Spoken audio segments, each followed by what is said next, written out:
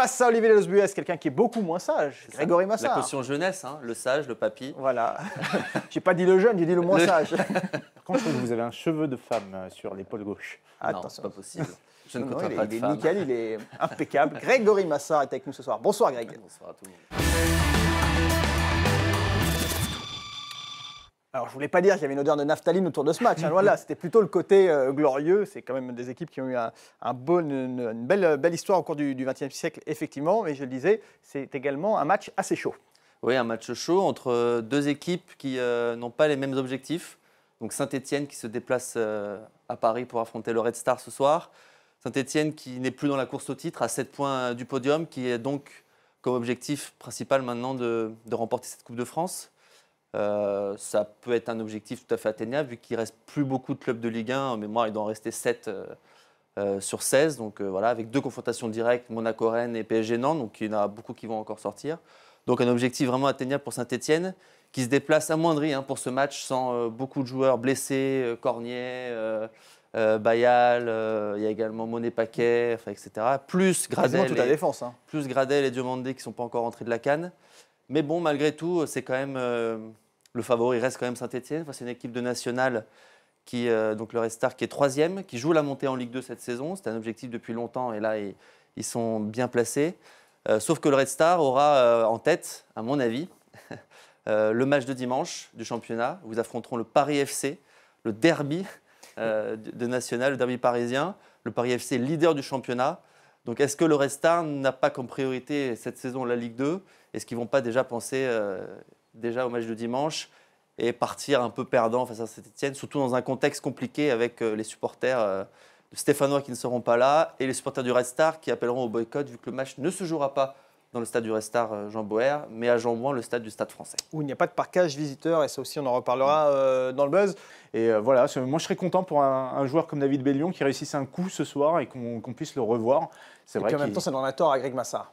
En plus. En plus. Non, mais si lui-même dit que gagner ou perdre, ça n'a pas d'importance, déjà c'est pour moi une mauvaise préparation d'aborder un match comme ça, un match à enjeu, un match coup près.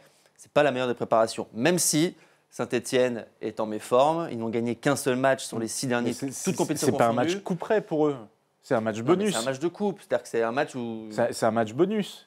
Ouais. Ils n'ont rien à perdre sur ce match, ils sont nationaux. Ils n'ont rien à perdre, mais on finit par le perdre. C'est Saint-Étienne qui est en difficulté en championnat. Non, ils viennent de se faire reprendre par Lens. Ouais, mais Saint-Étienne, ils n'ont plus que ça à jouer et ils le joueront à fond. Et justement, c'est pour ça qu'ils vont échouer. Il est confiant, Christophe Galtier. Il a raison ou pas? Oui, il a raison d'être confiant, vous nous avez dit. Sur cet incident, sur cette décision plus exactement, Greg? Déjà, l'origine du problème, c'est le stade Bauer donc, du Red Star, qui n'a que 3000 places, donc qui pour le coup n'est pas homologué par la FFF. Ce qui d'ailleurs va poser des questions Ligue 2. Si le Red Star monte en Ligue 2. Donc ils ont quand même plus que 6 mois pour le régler. Il y a une histoire de l'USNAC en prévision non, mais ils y pensent, les dirigeants du Red Star, ils essaient d'anticiper. Voilà, ils sont prévenus au moins. On sait qu'ils sont à stade. Non, le problème, c'est qu'effectivement, les supporters stéphanois, en tout cas, c'est les motifs qu'on donnait. Enfin, juste une chose, je suis en train de me dire, le Red Star était en Ligue 2 il y a quoi? Il y a une dizaine d'années, il jouait déjà au Stade Bauer. Ouais, mais il n'y avait pas forcément les mêmes règles qu'aujourd'hui. Peut-être qu'il n'y a pas les mêmes normes, c'est possible. Et en tout cas, le motif en tout cas, du ministère, c'est de revenir sur les 2 années passées pour dire qu'il y a eu de nombreux incidents avec les supporters stéphanois. Bon, soit, c'est une décision de toute façon politique, là on ne peut rien y faire. Après, ce qui est dommage, c'est que pour couronner le tout, entre guillemets, les supporters du Red Star, qui eux, en tout cas les plus fervents, qui eux voulaient jouer à Bauer, donc ont menacé eux de boycott pour le coup, n'ont pas fait comme les Stéphanois, les dirigeants stéphanois, et je pense qu'effectivement il y aura une partie des supporters du Red Star qui n'iront pas au stade. Et pour terminer, le Saint-Étienne a décidé de ne pas reverser la recette du match au Red Star. Donc voilà, comme ça au moins les conditions sont posées. Ce qui est de plus en plus fréquent avec les clubs de Ligue 1 et Ligue 2. Ouais. Mais là, c'est vraiment une décision, entre guillemets, parce que les 2 clubs ne sont pas tombés d'accord sur ce match-là. Saint-Étienne avait proposé à l'origine une inversion du match. Le Red Star avait, sous les conseils de la FFF, dit bah non, on va jouer à Paris puisqu'on a Jean-Bouin qui est disponible. Bon, il y a quand même beaucoup de fautifs dans cette histoire et c'est quand même encore une fois regrettable que ce soit les supporters qui en soient les victimes et même le football en général parce qu'on n'aura pas forcément envie de regarder ce match sans ambiance. Bon, c'est un peu triste. Jean-Michel Aulas a présenté des mails comme quoi il demandait un plan d'action à son manager au cours de cette période un petit peu trouble, des mails auxquels Claude Puel n'a pas répondu. Et se basant sur ces mails sans réponse de Claude Puel, a estimé la Cour d'appel que Claude Puel était réellement fautif dans la gestion du club. C'est pour ça qu'aujourd'hui, il perd, je vais vous donner la somme exacte, 6 957 574 €. D'accord, je suis en train de me dire, là, juste avant l'émission tout à l'heure, on m'a envoyé un mail en me disant est-ce que tu as un plan pour la prochaine émission? Ça, je n'ai pas répondu. J'attends toujours la réponse. Sinon, je transmets à mon service juridique. En fait, Jean-Michel Aulas a parlé au tribunal d'insubordination. Donc il avait de nombreuses preuves pour le prouver. Insubordination, ça veut dire refus de se soumettre, rébellion, refus d'obéissance et outrage envers les supérieurs. Donc je pense qu'il avait des preuves précises visiblement, oui. Qui ont fait que Claude Puel a perdu. Après, ça, et bon, ok, Jean-Michel Aulas et Lyon ont gagné très bien. Je pense que dans les faits, dans la réalité des faits, je pense que Claude Puel n'est pas n'est pas à 100% coupable. Forcément, mais dans toute relation, je pense que Jean-Michel Aulas a eu aussi une part de responsabilité. Il a été très fin, très malin. Il a réussi sa campagne de communication. Il a réussi à faire que les supporters se sont retournés contre Claude Puel, que l'équipe se retourne contre Claude Puel et que tout l'environnement médiatique finalement se retourne contre lui. Bon, voilà, il a gagné. Et ça a été important parce que dans son jugement, la Cour d'appel a mis en avant le fait que Jean-Michel Aulas avait défendu publiquement et à plusieurs reprises Claude Puel dans un environnement détestable et a aussi pris en compte que Claude Puel était l'un des entraîneurs les mieux rétribués de France et qu'il avait vraiment la rétribution qui correspondait aux missions que lui affectait Jean-Michel Aulas. Ça fait partie du jugement. Hervé Renard, donc, qui rêverait donc, de Ligue des Champions, de Coupe du Monde, rien que ça. Petit chenapan, ce Hervé Renard. Ah, on n'a pas la musique? Renard chenapan, c'est pour les plus anciens. Pour les plus pas si jeune que ça, je ne suis pas si jeune que ça. Exactement. Non, Hervé Renard, d'ailleurs, on en parlait cet été à Lyon, comme l'avait dit tout à l'heure, c'est finalement Hubert Fournier qui avait été choisi. Hervé Renard, donc vainqueur de la CAN avec la Côte d'Ivoire, on voit là, qui est un homme vraiment, moi j'apprécie beaucoup, pas forcément dans sa culture tactique, mais plus en tant qu'homme. Je trouve qu'il dégage quelque chose. Il a réussi à gagner la CAN avec la Zambie en 2012. Il la regagne cette année avec la Côte d'Ivoire. Donc, ce qui prouve quand même qu'il a certaines capacités. Après, certains le critiquent parce que entre guillemets, ce n'est que du vent, que de l'image et qu'il n'a jamais fait ses preuves dans un club de haut niveau. On lui reproche notamment d'être descendu avec Sochaux, sauf que pour rappel, il prend Sochaux la saison dernière à la 9e journée. Sochaux est au fin fond du championnat, il n'avait que 5 points. Donc il démarre à la 10e et le classement de la 10e à la 38e, Sochaux se classe 12e. Voilà, il prend 35 points. Voilà, donc Sochaux n'est pas descendu parce que Hervé Renard, c'est parce qu'il arrivait trop tard finalement. Voilà. Donc c'est un petit bémol entre guillemets pour contredire ceux qui le reprochaient d'avoir fait descendre Sochaux. Et pour moi, il mérite largement sa place dans un club de Ligue 1. Lille est intéressé, Bastia est intéressé. Voilà, c'est un homme qui, à mon avis, mérite une chance sur le long terme et éviter de faire les pompiers de service. Il le fait très bien, on l'a vu. Maintenant, je pense qu'il mérite mieux. Alors, petite précision, dans l'interview, enfin, d'ailleurs pas une interview, il est cité dans un article de l'Équipe dans lequel il dit qu'il a toujours rêvé de Ligue des Champions et de Coupe du Monde. Il ne se voit pas en train de gagner une Coupe du Monde ou Ligue des Champions. Il dit juste, enfin, le journaliste qui le cite, voilà, c'est un objectif pour lui et ça, Olivier, on peut le comprendre. Oui, on peut le comprendre. Là, il vient de gagner 2 CAN. Il ne va pas continuer à gagner des CAN toute sa carrière. Ça sera un festival de CAN. Ouais, celle-là, elle est belle. Celle-là, elle est belle. Elle est magnifique. Je propose on qu'on l'a mette pas un vu jingle. en plus. Ouais. Non, et voilà, il a envie de montrer ses pectoraux, pas seulement du côté de l'Afrique, mais de le montrer au monde entier en dirigeant un effectif un peu plus étoffé. Moi, je ne suis pas fan pour l'instant d'Hervé Renard. C'est vrai que c'est un très bon meneur d'hommes, c'est quelqu'un de très communicatif, très communicant aussi. Il n'a pas que des amis dans le milieu. Le bémol, c'est quand Lyon s'est intéressé vraiment très fortement à lui, finalement, ils ont pris la décision de ne pas le prendre. Donc, je pense qu'on a vraiment pesé tous les tenants et les aboutissants pour prendre cette décision. Voilà, il faut le tester une fois dans un club qui ne partira pas avec 53 points de retard en championnat, avec des joueurs un petit peu meilleurs que ce qu'il avait à Sochaux, car c'était une vraie performance qu'il a fait à Sochaux. Mais j'attends de voir encore. Le niveau de la CAN, cette compétition-là, était tellement faible. Autant l'exploit avec la Zambie, c'était véritablement un exploit. La gagner avec la Côte d'Ivoire sur des tirs au but, on ne va pas non plus s'enflammer sur le niveau de la compétition. C'était vraiment pas exceptionnel non plus. Bon, il a réussi à emmener son groupe jusqu'à la fin, c'est tout. Pas exceptionnel. En revanche, les blagues de Grégory Massard aujourd'hui sont exceptionnelles. Vous en avez eu une petite preuve. Vous en voulez encore un peu plus? Ça se passe juste après 3 infos en 65 secondes. À tout de suite. Car la commission électorale de la FIFA a validé 4 candidatures et nous-mêmes, nous allons donc valider la décision de la commission. C'est comme ça que ça se passe avec le tribunal des instances de sport. Ou pas d'ailleurs. Donc parmi les 4 candidats, nous avons le prince Ali Ben Al-Hussein, prince jordanien, vice-président de la FIFA puisqu'il représente le continent asiatique. Soutenu donc évidemment par la Jordanie. Donc je rappelle qu'il faut plusieurs fédérations, au moins 5. Ils en ont tous eu 6 au cas où pour en avoir une de plus. Donc évidemment soutenu par la Jordanie, la Biélorussie, la Géorgie, Malte et les États-Unis. Il a également le soutien de Michel Platini. Et il a déclaré: il est temps de sortir des controverses internes et de revenir au sport. Le football mondial mérite une gouvernance de classe mondiale. Premier taquet, la FIFA doit être une organisation de service et un modèle d'éthique. Il est temps pour un changement. D'accord. Bon. On le valide lui ou pas? Moi, en tout cas, c'est pas mal. Après, il faut voir s'il est dans un Blatter asiatique ou si vraiment il combattra fermement et révolutionnera la FIFA. Olivier? Plutôt jeune, je pense que c'est une candidature pour voir. Il fera tapis et on le reverra dans quelques années. On le dit téléguidé même par Michel Platini. Est-ce qu'il prépare le terrain pour Michel Platini? Il a un désavantage pour moi, c'est qu'il ne fait pas l'unanimité déjà dans sa confédération. Donc, oui, parce que l'Asie soutient Blatter. Effectivement. Deuxième candidat totalement inouï, Luis Figo, donc ancien Ballon d'Or, joueur portugais, soutenu évidemment par le Portugal, mais également le Luxembourg, le Danemark, la Macédoine, le Monténégro et la Pologne, soutenu également par Patrick Vieira et par David Ginola, qui n'a pas été candidat très longtemps. Et donc il a déclaré: le foot me tient à cœur et je n'aime pas ce qu'il se passe en ce moment. Tous les sujets concernant la FIFA sont des scandales.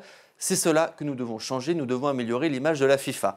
En gros, il paraphrase le on sent quand même, on voit déjà la ligne directrice des opposants. Un peu, oui.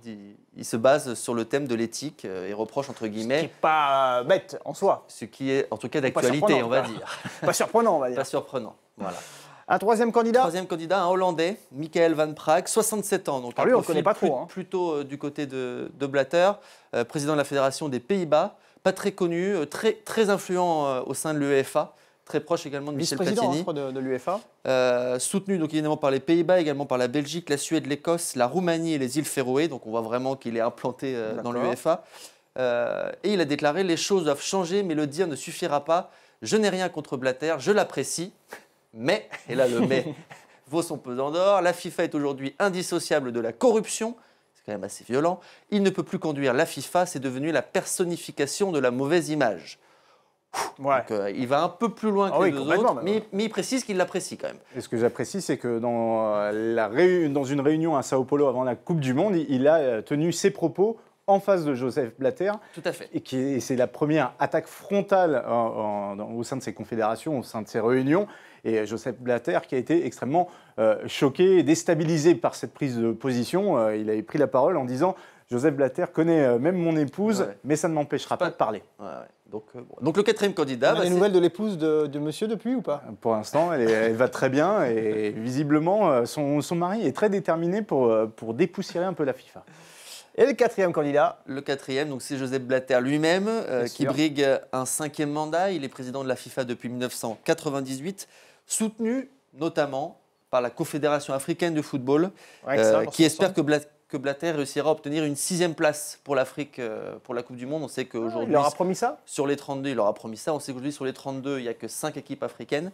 Voilà, donc l'Afrique espère que Blatter, s'il est réélu, arrivera à obtenir cette 6e place. Il est soutenu par Pelé. On valide sa candidature ou pas? Au-delà, alors... moi non, moi je m'oppose fermement à sa réélection. Je vais me faire l'avocat du diable. Qui s'habille en Prada, allez-y. Joseph Blatter a aussi le soutien de l'Afrique parce qu'il a eu un programme de développement avec la FIFA, avec l'action de Gaulle, qui a permis de développer le football aussi. Financement, de la formation des jeunes, équipement, c'est le projet terrain. philanthropique un petit peu de la FIFA. Voilà, la FIFA a fait aussi des actions positives. Au moment où on tacle vraiment très fortement Joseph Blatter, il faut aussi voir les bonnes actions qu'a pu mener la FIFA. Il a obtenu l'organisation en Afrique du Sud de la Coupe du Monde. Voilà, il y a eu certaines choses qui ont été plutôt positives. Après, on peut penser qu'après être arrivé en 1998, à 78 ans, il peut passer la main à quelqu'un de compétent, à quelqu'un qui peut assurer une transition et allez, on va dépoussiérer un petit peu ce monument qui est en train de prendre beaucoup de poussière. Bah, surtout qu'en plus, il avait dit qu'il ne se représenterait pas. Donc il a changé d'avis, finalement il se présente. C'est pas politique, hein. Faut pas le croire. Et surtout, pour moi, je suis tout à fait d'accord avec les déclarations des 3 autres candidats. Le problème principal de la FIFA aujourd'hui, c'est l'éthique. Ce que représente aujourd'hui la FIFA, la mauvaise image, elle est prégnante. Enfin, voilà. Et le responsable, c'est Joseph Blatter, c'est lui le président. Et... En tout cas, si on suit la FIFA qui a validé la validation, c'est aussi sur l'éthique des candidats. Donc Joseph Blatter, comme les autres candidats, ont été jugés sur cela. Donc peut-être qu'à la FIFA, il y a des gens qui ont eu des comportements répréhensibles. Pour l'instant, on n'a toujours rien prouvé. On n'a toujours pas amené de preuves tangibles que Sepp Blatter a été mêlé. Elles étaient dans le rapport, mais il n'a pas été rendu à la public. corruption. Ouais. C'est ce que demandent d'ailleurs les autres candidats, l'apparition de ce rapport, du fameux sans rapport. qu'il soit expurgé de certaines C'est peut-être pour ça parties. qu'il s'est représenté d'ailleurs. Didier Drogba, qui, vous le savez, n'a jamais remporté la Coupe d'Afrique des Nations, 2 finales malheureuses pour lui. Il a donc explosé de joie lors de la victoire de la Côte d'Ivoire en finale de la CAN dimanche. Regardez ces images. Vous marquez pas Il a les tous cheveux vos courts, pas. là. Il a les cheveux un peu courts, effectivement. Et pour cause, c'est pas Didier Drogba, bien vu, mon cher. C'est en revanche bien Drogba, mon Effectivement, cher il grec. se ressemble, c'est incroyable. Ouais. Là, quand Si il a on la peut tête revoir dans les l'image mains, du début, quand il a la Charlie. tête dans les mains, c'est le même. Le premier plan, si on l'a au tout début, Voilà, voilà. là, c'est vraiment impressionnant. Après, c'est vrai que quand il se lève, on se rend compte qu'il est un peu plus jeune. C'est pas Didier Drogba, c'est son frère, effectivement. Mm. Il a joué au foot, non, aussi, son frère, ou Joël? Non, Oui, ça vous dit Ça ne me dit rien? rien. Hein. Ouais. Bon, il a Pas, peut-être joué pas- avec pas lui, dans un grand club. Hein. peut-être du côté de Levallois. Il était longtemps du côté de Levallois, pas très loin d'ici. Didier Drogba. Allez, on passe tout de suite à la question du jour. Chers téléspectateurs, chères téléspectatrices, il se passe quelque chose sur ce plateau à chaque fois quand je prononce ces 3 mots. La question du jour. Et là, voilà, on a un Greg Massard, vous le voyez, qui part dans une méditation profonde.